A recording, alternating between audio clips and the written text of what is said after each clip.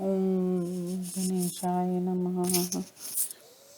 श्रीमात्से महापुराणे वृक्षोत्सवो नामेकोनषष्ठितमो अध्याय।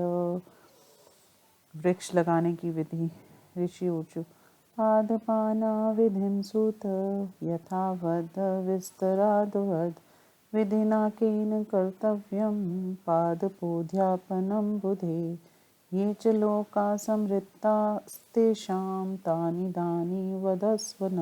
सूतवाच पादपानाविधिं वक्षे तथैवोद्यानभूमिषु तडागविधिवत् सर्वमासाद्य जगदीश्वर श्रुतिरं मण्डपसंभारमाचार्य चैव तदिदम् पूजयेद् ब्रह्मणांस्तद्वदेमवस्त्रानुलेपने सर्वौषध्युदके सिक्तान् दध्य अक्षत विभूषितान् वृक्षान् माल्यैरलङ्कृत वासोभिर्विशेषयेत् सूचया सौवर्ण्या कार्यं सर्वेषां कर्णवेधनम् अञ्जनं चापि दातव्यं त्वदुद्यमशलाकया फलानि सप्तचाष्टो वा कल्धौतानि कारयेत् प्रयेतकं सर्ववृक्षाणावेद्यां तन् यदि धूपोत्र गुगुलला श्रेष्ठस्ताम्रपात्ररधिष्ठितान् सर्वान् धान्यस्थितान् कृत्वा वस्त्रगन्धानुलेपने कुम्भान् सर्वेषु वृक्षेषु स्थापयित्वा नरेश्वर सह सहिरण्यान् शेषांस्तान् कृत्वा बलिनिवेदनम् यथा स्वं श्लोकपालानामिन्द्रादीना विशेषता वनस्पतेक्षुविद्विर्होमा कार्यो द्विजातिभिः तथा शुक्लाम्बरधरां सौवर्णं कृतभूषणां सन्कांसदोहां सौवर्ण शृङ्गाभ्यामतिशालिनीं पयस्विनी वृक्षमध्या धृत्सुसेजद्गामोदरमुखीं ततोऽभिषेकं मन्त्रेण वाद्यमङ्गलगीतकैर्यजुषामन्त्रेक्ष वारुणेरभितस्तथा तैरेव कुम्भे सत्पन्न कुर्यो ब्राह्मणा पुङ्गवा सनातशुक्लाम्बरस्तद्यजमानोभिः पूजयेत् गोभिर्भवत् सर्वान् ऋत्विजस्थान् समाहितः हेमसूत्रे सकटकैर्गुङ्गलीये पवित्रकै वासोभिशयन्निक्ष्य तथोपस्करपादुकै क्षीरेण भोजनं दद्याद् विध्यं चतुष्टयम् होमक्षसर्षपे कार्यो यवे कृष्णतिलेस्तथा पलाशसमधिशस्ताश्च चतुर्युते हि तथोस्तव दक्षिणा च पुनस्तद्वदेयात्रापि शक्तिता यद्यदिष्टतं किञ्चित् तदददाद मत्सरी आचार्य द्विगुणदध्यात् प्रणिपत्य विसर्जयेत् अनेन विधिना यस्तु कुर्याद्वृक्षोत्सम्बुधा सर्वान् कामान् वाप्नोति फलं चानन्त्यं मश्नुते यश कैमपि राजेन्द्र वृक्षं संस्थापये नर सोऽपि सर्वगवसेद् राजन् यावेन्द्र त्यायुतत्रयं भूतान् भव्याक्षं मनुजांस्तारयेद द्रुं संमितान् परमा सिद्धिमाप्नोति पुनरावृत्ति दुर्लभां य इदं शृणुयात् नित्यं श्रावयेद वापि मानव सोऽपि सम्पूजितो देवे ब्रह्मलोके महीयते। इति श्रीमत्स्य महापुराणे वृक्षोत्सवो नामेकोनषष्टितमो अध्याय। हिंदी अनुवाद।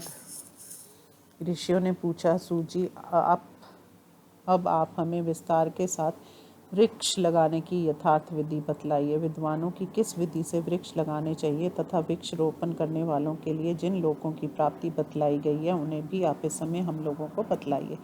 सूत जी कहते हैं, यही प्रश्न जब मुन ने मत्स्य भगवान से किया था तो इससे उनसे मत्स्य भगवान ने कहा था, जगदीश्वर, मैं बगीचे में वृक्षों के लगाने की विधि तुम्हें बतलाता हूँ। तड़ाग की प्रतिष्ठा के विषय में जो विधान बतलाया गया है उसी के समान सारी विधि समझनी चाहिए। इसमें भी रीतिवज, मंडप, सामग्री और आचार्य को पूर्ववत रखें। उसी प्रकार सुवर्ण, वस्त्र और चंदन द्वारा ब्राह्मणों की पूजा भी करनी चाहिए। रोपे गए पौधों को सर्वौषधि मिश्रित जल से सींचे, फिर उनसे ऊपर दही और अक्षत छोड़ें। उसके बाद उन्हें पुष्पमालाओं से अलंकृत कर वस्त्रों से परिवेष्टित कर दें। सोने की सुई सबका कर्ण भेद करें। उसी प्रकार सोने की सिलाई से अंजन भी लगाना चाहिए। 7 अथवा 8 सुवर्ण के फल बनवावें। फिर इन फलों के साथ सभी वृक्षों को वेदी पर स्थापित कर दें। वहाँ गुगल का धूप देना श्रेष्ठ माना गया। वृक्षों को पृथक पृथक ताम्र पात्र में रखकर उन्हें सप्तधान्य से आवृत करें तथा उनके ऊपर वस्त्र और चंदन चढ़ाएं। नरेश्वर फिर प्रत्येक वृक्ष के पास कलश स्थापन करके उन सभी कलशों में स्वर्ण खंड डाले। फिर बलि प्रदान करके उनकी पूजा करें। रात में विद्वान द्वे जातियों द्वारा इंद्रादि लोकपालों तथा वनस्पति के निमित्त वितानानुसार हवन कराए। तदंतर दूध देने वाली एक गौ को लेकर उसे श्रेष्ठ वस्त्र ओढ़ाए। उसके मस्तक पर सोने की कलंगी लगाए। सुहिंगों को सोने से मढ़ा दे। उसको दूहने के लिए कांस की दोनी प्रस्तुत करें। इस प्रकार अत्यंत शोभा संपन्न कर उस गौ को उत्तराभिमुख खड़ी करके वृक्षों के बीच से छोड़े। तत्पश्चात श्रेष्ठ ब्राह्मण बाजों और मंगला गीतों की ध्वनि के साथ अभिषेक के मंत्र, तीनों वेदों की वरुण संबंधिनी ऋचाएं पढ़ते हुए उक्त कलशों के जल से यजमान का अभिषेक करें। अभिषेक के पश्चात यज्ञकर्ता पुरुष श्वेत वस्त्र धारण करे और अपनी सामर्थ्य के अनुसार सावधानी पूर्वक गौ, सोने की जंजीर, कड़े, अंगूठी, पवित्र वस्त्र, शय्या, शय्योपयोगी सामान तथा चरण पादुका देकर संपूर्ण ऋतवजों का पूजन करें। इसके बाद 4 दिनों तक उन्हें दूध के साथ भोजन कराएं तथा सरसों के दाने, जौ और काले तिलों से होम कराएं। होम में पलाश, ढाक की लकड़ी उत्तम मानी गई है। वृक्ष रोपण के पश्चात चौथे दिन विशेष उत्सव करें। उसमें भी अपनी शक्ति के अनुसार पुनः उसी प्रकार दक्षिणा दे। जो वस्तु अपने को अधिक प्रिय हो ईर्ष्या छोड़कर उसका दान करें। आचार्य को दूनी दक्षिणा दें तथा प्रणाम करके यज्ञ की समाप्ति करें। जो विद्वान उपयुक्त विधि से वृक्ष रोपण का उत्सव करता है उसकी सारी कामनाएं पूर्ण होती है तथा वह अक्षय फल का भागी होता है। राजेंद्र, जो मनुष्य इस प्रकार एक भी वृक्ष स्थापना करता है राजन, वह जब तक 30 इंद्र समाप्त हो जाते हैं तब तक स्वर्गलोक में निवास करता है। वह जितने वृक्षों का रोपण करता है अपने पहले और पीछे की उतनी ही पीढ़ियों का वह उद्धार कर देता है तथा उस पुनरावृत्ति से रहित परम सिद्धि प्राप्त होती है। जो मनुष्य प्रतिदिन इस प्रसंग को सुनता या सुनाता है वह भी देवताओं द्वारा सम्मानित और ब्रह्मालोक में प्रतिष्ठित होता है।